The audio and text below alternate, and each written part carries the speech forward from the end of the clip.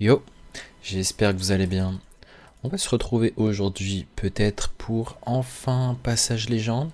Et je vois que toujours beaucoup de personnes restent sceptiques sur le deck, mais encore une fois, moi, ce dont je suis convaincu, c'est que vraiment la moindre petite erreur peut vous coûter la game, la moindre décision pas optimisée peut vous coûter la game.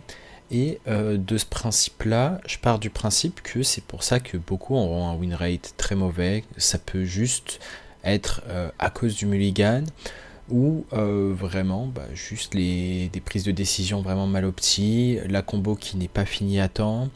Bref, il y a beaucoup de possibilités qui pourraient expliquer que vous n'ayez pas comment dire, que vous n'ayez pas un win rate comme moi peut-être.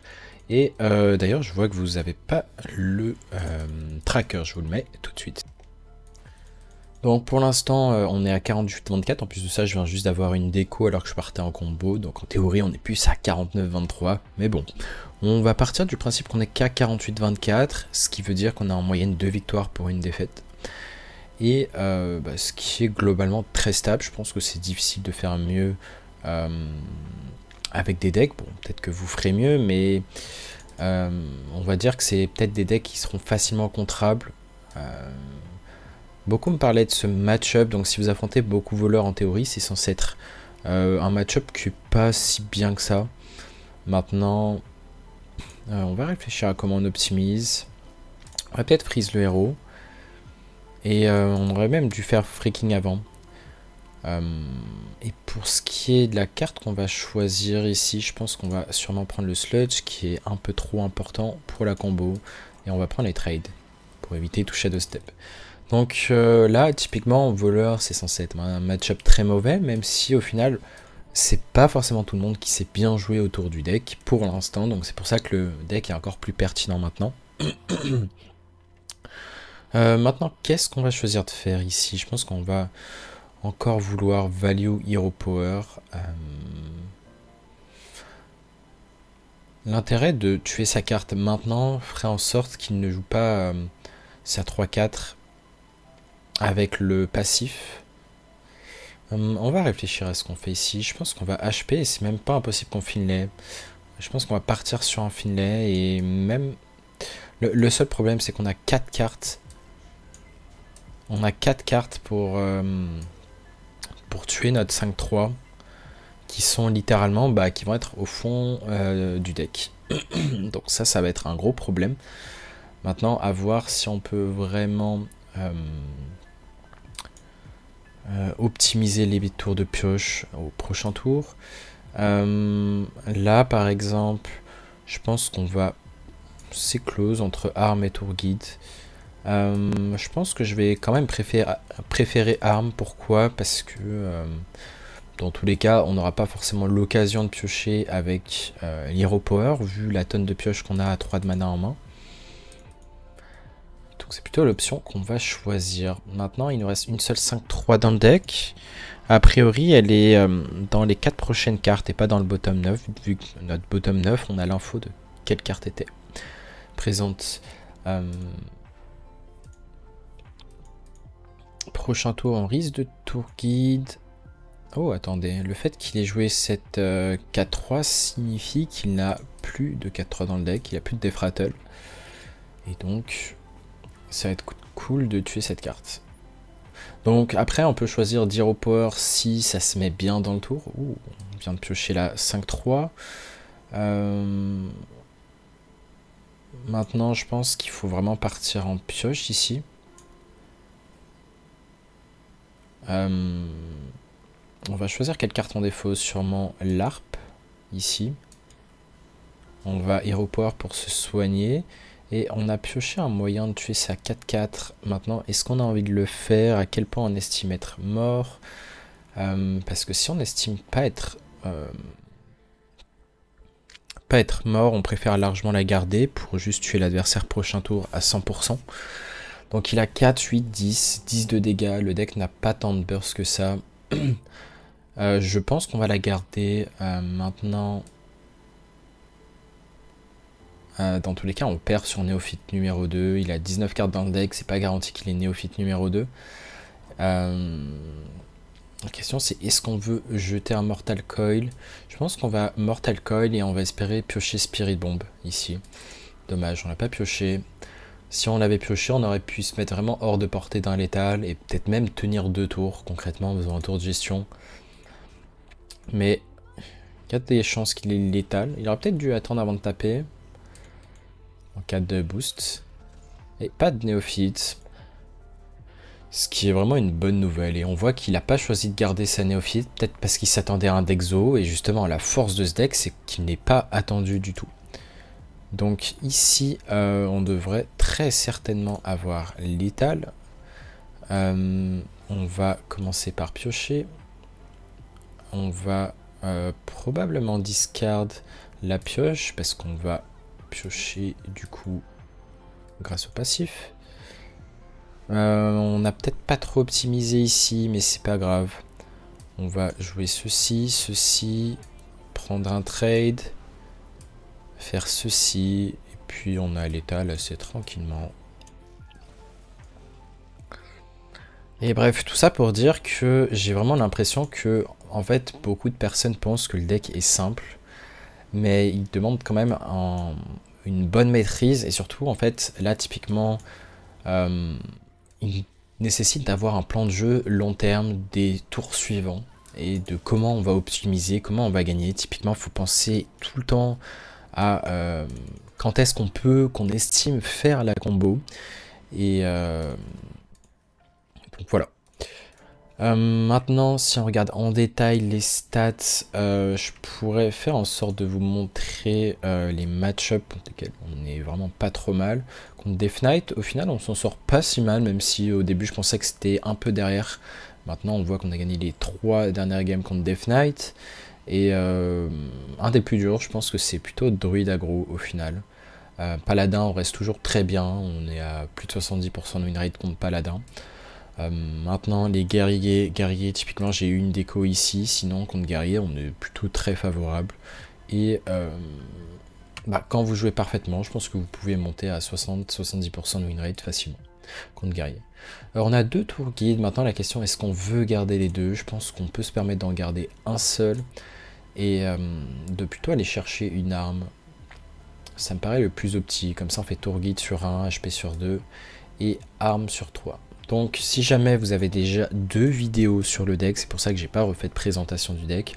Là c'est plutôt pour souligner le fait, là après plus de games, après quasiment 75 games, que beaucoup trouvent le deck mauvais, mais peut-être que vous affrontez vraiment des mauvais match-up pour vous. Hein. Ça peut arriver que vous n'ayez juste pas la même méta que moi, mais on peut pas en déduire que ce deck est mauvais. Ce deck peut être bon pour une méta donnée, mauvais pour une autre méta.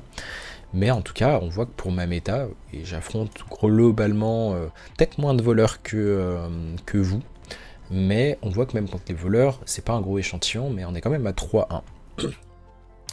Donc encore une fois, ça doit être du fait que les joueurs ne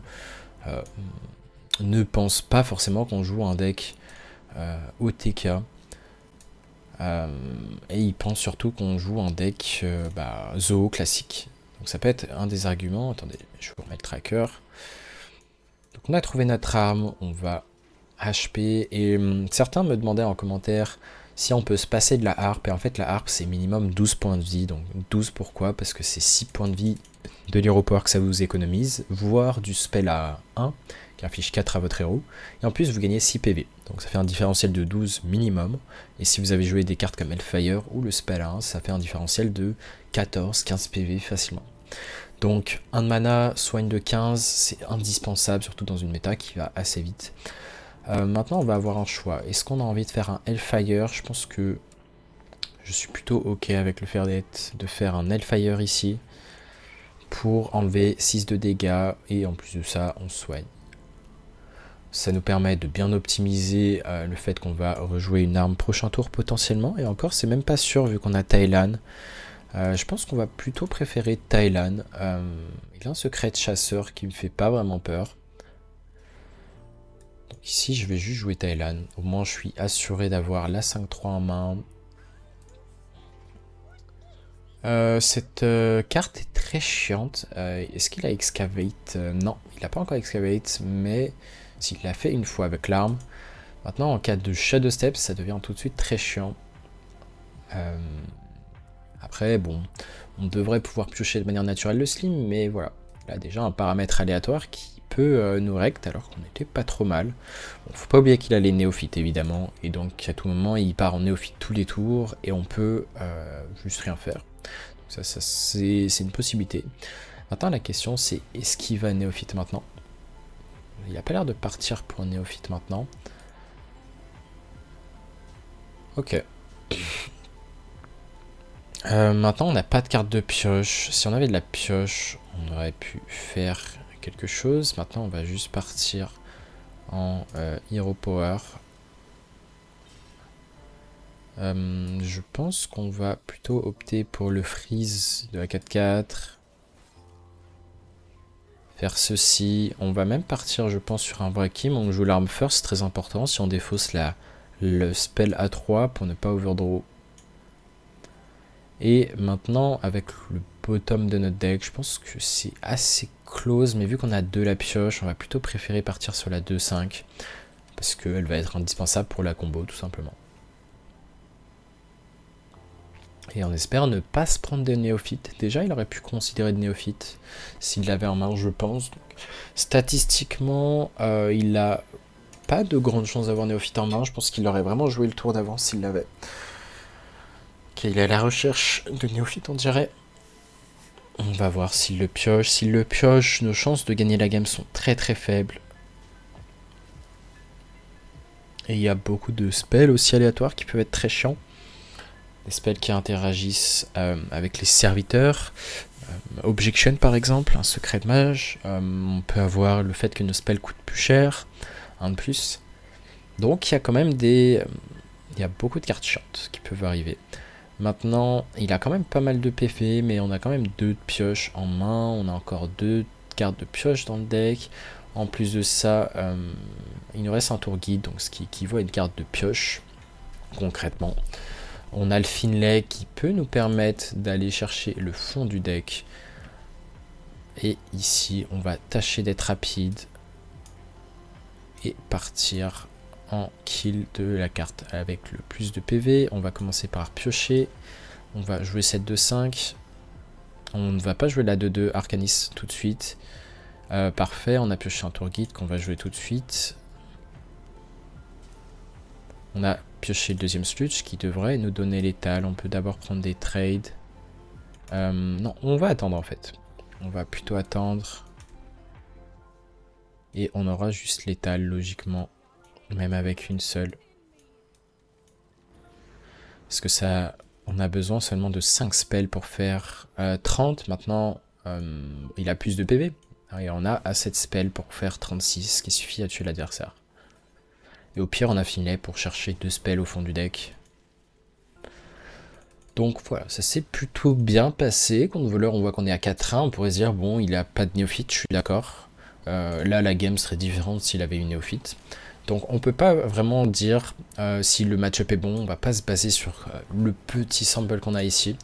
Mais en tout cas, on voit que malgré le fait que j'ai eu une déco, qui aurait dû être une victoire très clairement, on a un rang légende assez éclaté. Donc moi, ma mère est plutôt éclatée, hein, de pas jouer depuis des mois et des mois en même temps. Mais c'est pas grave, on remontera ça le mois suivant. Et quoi qu'il en soit, après je pense que la plupart des personnes qui me regardent, si vous êtes légende, vous avez un MMR, vous êtes pas forcément dans le top 1000, top 2000. Mais en tout cas, si c'est le cas, il faut les decks en top méta sont peut-être pas forcément bons pour ce deck-là. Maintenant, pour la plupart des gens, le deck devrait bien se comporter. Après une méta encore plus basse, vu qu'il doit y avoir plus de 20 000 légendes, ben, on peut s'attendre à ce que le deck soit pas forcément bien. Mais en tout cas, dans ma méta, si vous êtes à peu près dans le milieu des légendes, ou un peu au-dessus, le deck s'en sort vraiment bien. Donc on finit sur du 50-24 sur quasiment 75 games.